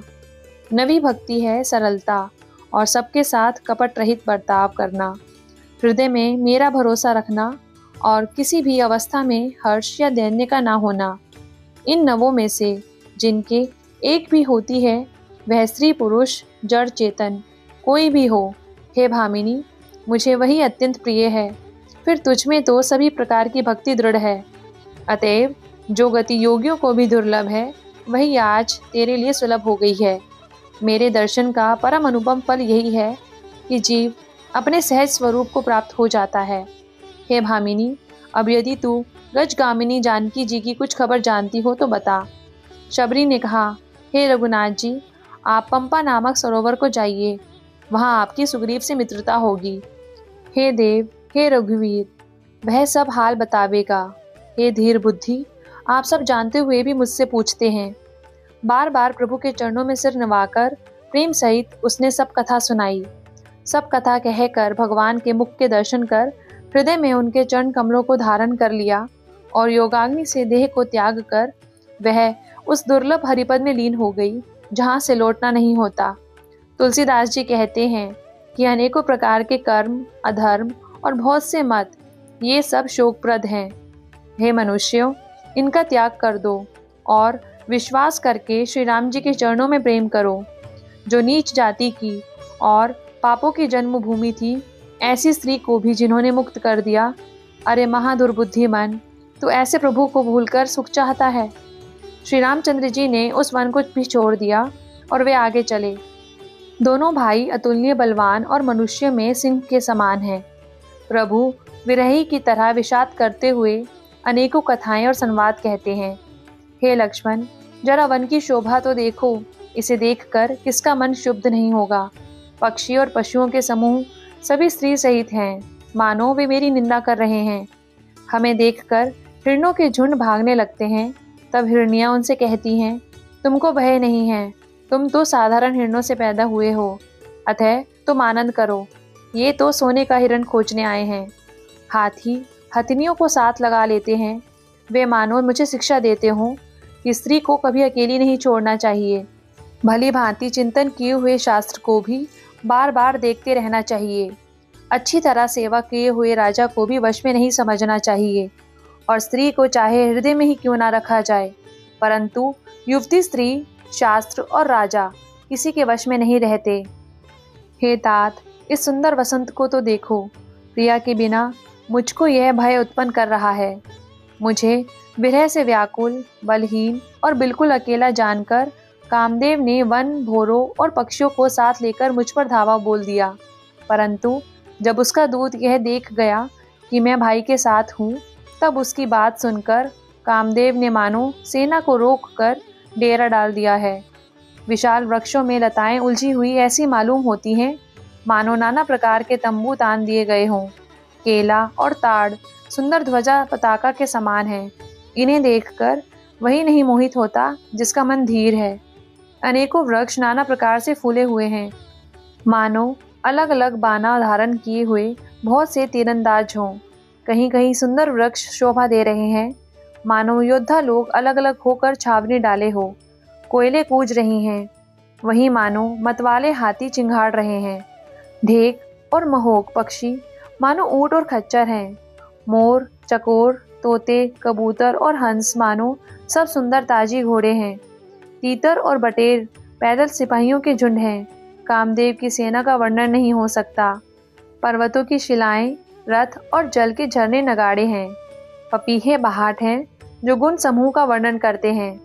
भोरों की गुंजार, भेरी और शहनाई है। शीतल, मंद और सुगंधित हवा मानो दूध का काम लेकर आई है। इस प्रकार चतुरंगिनी सेना साथ लिए कामदेव मानो सबको चुनौती देता हुआ विचर रहा है। हे लक्ष्मण, कामदेव की सेना को देखकर जो धीर बने रहते हैं, जगत में उन्हीं की प्रतिष्ठा होती है। इस कामदेव के एक स्त्री का बड़ा भारी भल है। उससे जो बच जाए वही श्रेष्ठ योद्धा है। हे तात, काम, क्रोध और लोभ ये तीन अत्यंत प्रबल दुष्ट हैं। ये विज्ञान के धाम मुनियों के भी मन को पल भर में शुद्ध कर देते हैं। लोभ को इच्छा और दंभ का बल है, काम को केवल स्त्री का बल है और क्रोध को कठोर वचनों का बल है। श्रेष्ठ मुनि विचार कर ऐसा कहते हैं। शिवजी कहते हैं, हे पार्वती, श्री रामचंद्र जी गुणातीत, चराचर जगत के स्वामी और सबके अंतर की जानने वाले हैं। उपयुक्त बातें कहकर उन्होंने कामी लोगों की दीनता दिखलाई है और धीर पुरुषों के मन में वैराग्य को दृढ़ किया है। क्रोध, काम, लोभ, मद और माया ये सभी श्री राम जी की दया से छूट जाते हैं। वह नट जिस पर प्रसन्न होता है वह मनुष्य इंद्रजाल में नहीं भूलता। हे उमा, मैं तुमसे अपना अनुभव कहता हूँ। हरि का भजन ही सत्य है, यह सारा जगत तो स्वप्न है। फिर प्रभु श्री राम जी पंपा नामक सुंदर और गहरे सरोवर के तीर पर गए। उसका जल संतों के हृदय जैसा निर्मल है। मन को हरने वाले सुंदर 4 घाट बंधे हुए हैं। भांति भांति के पशु जहां तहां जल पी रहे हैं, मानो उदार दानी पुरुष के घर याचकों की भीड़ लगी हो। घनी पुरैन की आड़ में जल का जल्दी ही पता नहीं चलता। जैसे माया से ढके रहने के कारण निर्गुण ब्रह्म नहीं दिखता, उस सरोवर के अत्यंत अथाह जल में सब मछलियां सदा एक रस सुखी रहती हैं। जैसे धर्मशील पुरुष के सब दिन सुखपूर्वक बीतते हैं, उसमें रंग बिरंगे कमल खिले हुए हैं। बहुत से भौरे मधुर स्वर से गुंजार कर रहे हैं। जल के मुर्गे और राजहंस बोल रहे हैं, मानो प्रभु को देखकर उनकी प्रशंसा कर रहे हों। चक्रवाक, बगुले आदि पक्षियों का समुदाय देखते ही बनता है, उनका वर्णन नहीं किया जा सकता। सुंदर पक्षियों की बोली बड़ी सुहावनी लगती है, मानो जाते हुए पथिकों को बुलाए लेती हो। उस झील के समीप मुनियों ने आश्रम बना रखे हैं। उसके चारों ओर वन के सुंदर वृक्ष हैं, चंपा, मौलसिरी, कदम, तमाल, पाटल, कटहल, ढाक और आम आदि। बहुत प्रकार के वृक्ष नए नए पत्तों और पुष्पों से युक्त हैं, जिन पर भौरों के समूह गुंजार कर रहे हैं। स्वभाव से ही शीतल, मंद, सुगंधित एवं मन को हरने वाली हवा सदा बहती रहती है। कोयले कुहू कुहू का शब्द कर रही हैं। उनकी रसीली बोली सुनकर मुनियों का भी ध्यान टूट जाता है। फलों के बोझ से झुककर सारे वृक्ष पृथ्वी के पास आ लगे हैं। जैसे परोपकारी पुरुष बड़ी संपत्ति पाकर झुक जाते हैं। श्री राम जी ने अत्यंत सुंदर तालाब देखकर स्नान किया और परम सुख पाया। एक सुंदर उत्तम वृक्ष की छाया देखकर श्री रघुनाथ जी छोटे भाई लक्ष्मण जी सहित बैठ गए। फिर वहां सब देवता और मुनि आए और स्तुति करके अपने अपने धाम को चले गए। कृपालु श्री राम जी परम प्रसन्न बैठे हुए छोटे भाई लक्ष्मण जी से रसीली कथाएं कह रहे हैं। भगवान को विरह युक्त देखकर नारद जी के मन में विशेष रूप से सोच हुआ कि मेरे ही शाप को स्वीकार करके श्री राम जी नाना प्रकार के दुखों को बाहर सह रहे हैं। ऐसे प्रभु को जाकर देखूं, फिर ऐसा अवसर ना बनावेगा। यह विचार कर नारद जी हाथ में वीणा लिए हुए वहां गए, जहां प्रभु सुखपूर्वक बैठे हुए थे।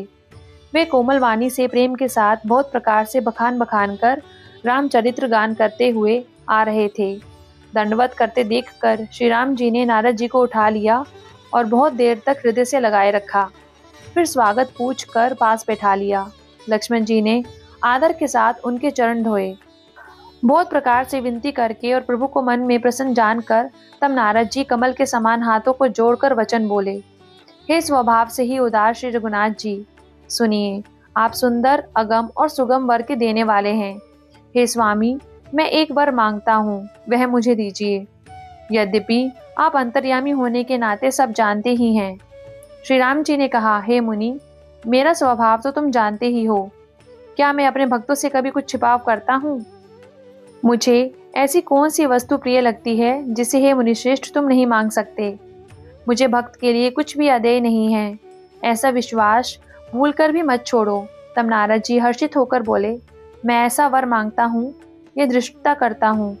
यद्यपि प्रभु के अनेकों नाम हैं और वेद कहते हैं कि वे सब एक से बढ़कर एक हैं, तो भी हे नाथ, राम नाम सब नामों से बढ़कर हो और पाप रूपी पक्षियों के समूह के लिए वह वधिक के समान हो। आपकी भक्ति पूर्णिमा की रात्रि है, उसमें राम नाम यही पूर्ण चंद्रमा होकर और अन्य सब नाम तारागण होकर भक्तों के हृदय रूपी निर्मल आकाश में निवास करें। कृपा सागर श्री रघुनाथ जी ने मुनि से एवं मस्तु कहा। तब नारद जी ने मन में अत्यंत हर्षित होकर प्रभु के चरणों में मस्तक नवाया। श्री रघुनाथ जी को अत्यंत प्रसन्न जानकर नारद जी फिर कोमल वाणी बोले, हे राम जी, हे रघुनाथ जी, सुनिए, जब आपने अपनी माया को प्रेरित करके मुझे मोहित किया था, तब मैं विवाह करना चाहता था। हे प्रभु, आपने मुझे किस कारण विवाह नहीं करने दिया? प्रभु बोले, हे मुने, सुनो, मैं तुम्हें हर्ष के साथ कहता हूँ कि जो समस्त आशा भरोसा छोड़कर केवल मुझको ही भजते हैं, मैं सदा उनकी वैसी ही रखवाली करता हूँ जैसे माता बालक की रक्षा करती है। छोटा बच्चा जब दौड़कर आग और सांप को पकड़ने जाता है, तो वह माता उसे अपने हाथों अलग करके बचा लेती है। सियाना हो जाने पर उस पुत्र पर माता प्रेम तो करती है, परंतु पिछली बात नहीं रहती। ज्ञानी मेरे प्रौढ़ पुत्र के समान है और तुम्हारे जैसा अपने बल का मान ना करने वाला सेवक मेरे शिशु पुत्र के समान है। मेरे सेवक को केवल मेरा ही बल रहता है और ज्ञानी को अपना बल होता है, पर काम क्रोध रूपी शत्रु तो दोनों के लिए हैं।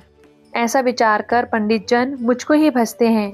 वे ज्ञान प्राप्त होने पर भी भक्ति को नहीं छोड़ते।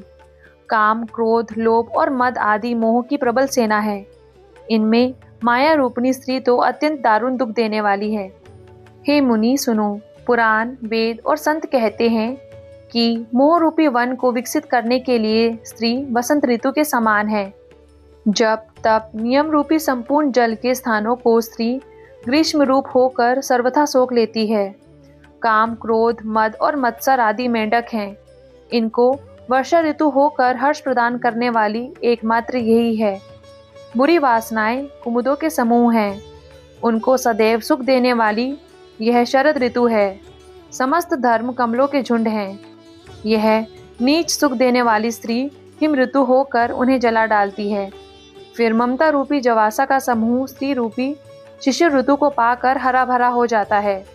पाप रूपी उल्लुओं के समूह के लिए यह स्त्री सुख देने वाली घोर अंधकारमयी रात्रि है। बुद्धि, बल, शील और सत्य ये सब मछलियां हैं और उनको फंसा कर नष्ट करने के लिए स्त्री बंसी के समान है। चतुर पुरुष ऐसा कहते हैं। युवती स्त्री अवगुणों की मूल, पीड़ा देने वाली और सब दुखों की खान है। इसलिए हे मुनि, मैंने जी में ऐसा जानकर तुमको विवाह करने से रोका था। श्री रघुनाथ जी के सुंदर वचन सुनकर मुनि का शरीर पुलकित हो गया और नेत्र प्रेमाश्रु जल से भर आए। वे मन ही मन कहने लगे, कहो तो किस प्रभु की ऐसी रीति है जिसका सेवक पर इतना ममत्व और प्रेम हो। जो मनुष्य भ्रम को त्याग कर ऐसे प्रभु को नहीं भजते, वे ज्ञान के कंगाल, दुर्बुद्धि और अभागे हैं। फिर नारद मुनि आदर सहित बोले, हे विज्ञान विशारद श्री राम जी सुनिए। हे रघुवीर, हे भव भय का नाश करने वाले मेरे नाथ, अब कृपा करके संतों के लक्षण कहिए। श्री राम जी ने कहा, हे मुनि सुनो, मैं संतों के गुणों को कहता हूँ जिनके कारण मैं उनके वश में रहता हूँ। वे संत काम, क्रोध, लोभ, मोह, मद और मत्सर इन 6 विकारों को जीते हुए पाप रहित, कामना रहित, निश्चल, अकिंचन, बाहर भीतर से पवित्र, सुख के धाम, असीम, ज्ञानवान, इच्छा रहित, मिथारी, सत्यनिष्ठ, कवि, विद्वान, योगी, सावधान, दूसरों को मान देने वाले, अभिमान रहित, धैर्यवान, धर्म के ज्ञान और आचरणों में अत्यंत निपुण, गुणों के घर, संसार के दुखों से रहित और संदेहों से सर्वथा छूटे हुए होते हैं। मेरे चरण कमलों को छोड़कर उनको न देह ही प्रिय होती है न घर ही। कानों से अपने गुण सुनने में सकुचाते हैं, दूसरे के गुण सुनने से विशेष हर्षित होते हैं। सम और शीतल हैं, न्याय का कभी त्याग नहीं करते, सरल स्वभाव होते हैं और सभी से प्रेम रखते हैं। वे जप, तप, व्रत, तम, संयम और नियम में रत रहते हैं और गुरु गोविंद तथा ब्राह्मणों के चरणों में प्रेम रखते हैं। उनमें श्रद्धा, क्षमा, मैत्री, दया, मुदिता और मेरे चरणों में निष्कपट प्रेम होता है तथा वैराग्य, विवेक, विनय, विज्ञान और वेद पुराण का यथार्थ ज्ञान रहता है। वे दंभ, अभिमान और मद कभी नहीं करते और भूलकर भी कुमार्ग पर पैर नहीं रखते। सदा मेरी लीलाओं को गाते सुनते हैं और बिना ही कारण दूसरों के हित में लगे रहने वाले होते हैं। हे मुनि सुनो, संतों के जितने गुण हैं उनको सरस्वती और वेद भी नहीं कह सकते, शेष और शारदा भी नहीं कह सकते। यह सुनते ही नारद जी ने श्री राम जी के चरण कमल पकड़ लिए। दीनबंधु कृपालु प्रभु ने इस प्रकार अपने श्रीमुख से अपने भक्तों के गुण कहे। भगवान के चरणों में बार बार सिर नवाकर नारद जी ब्रह्मलोक को चले गए। तुलसीदास जी कहते हैं कि वे पुरुष धन्य हैं जो सब आशा छोड़कर केवल श्री हरि के रंग में रंग गए हैं। जो लोग रावण के शत्रु श्री राम जी का पवित्र यश गावेंगे और सुनेंगे, वे वैराग्य, जप और योग के बिना ही श्री राम जी की दृढ़ भक्ति पावेंगे। युवती स्त्रियों का शरीर दीपक की लौ के समान है। हे मन, तो उसका पतिंगा ना बन। काम और मद को छोड़कर श्री रामचंद्र जी का भजन कर और सदा सत्संग कर। मास पारायण 22वां विश्राम। कलयुग के संपूर्ण पापों को विध्वंस करने वाला श्री रामचंद्र मानस का यह तीसरा सोपान समाप्त हुआ।